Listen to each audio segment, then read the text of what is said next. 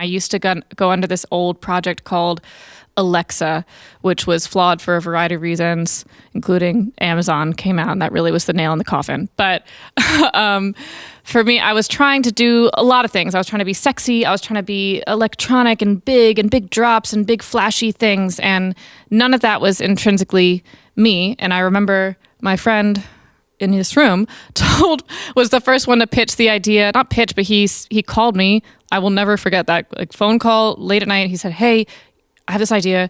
You should change your name to Sad Alex." And at the time I was not ready to hear that. I was I was fighting it a lot, but it planted the second it was told to me, because my last name is Saad, which is Palestinian, and the majority of the songs I was writing, especially at that time, were sad.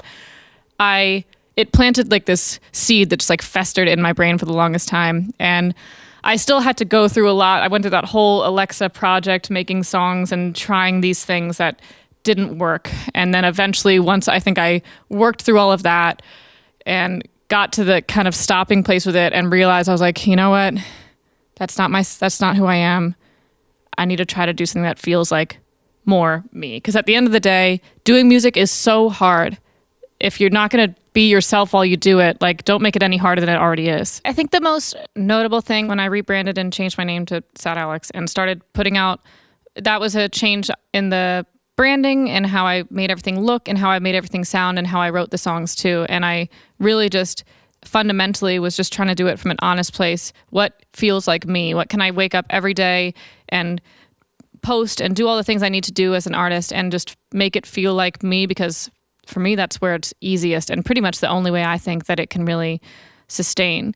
So I found that when I started to be honest with my music and started to be honest with the content and just show my true personality more, the response was instantly different and better, whether it be in engagement, whether it be in the way songs streamed, the feedback I was getting from industry people, from friends, family, because I do take those. I think that's really important. Some of the most valuable validation and feedback is when I get texts or DMs from people that say, "Wow, this was my favorite song you've put out," or this video is beautiful," or whatever. And those things are really important and become much easier when you're being honest. And I think when I let go of the fear of really being as blunt as I could in my songwriting and as specific and as unique and weird and just letting it be what it is, we're always striving for universal songs and things that people will relate to and connect with.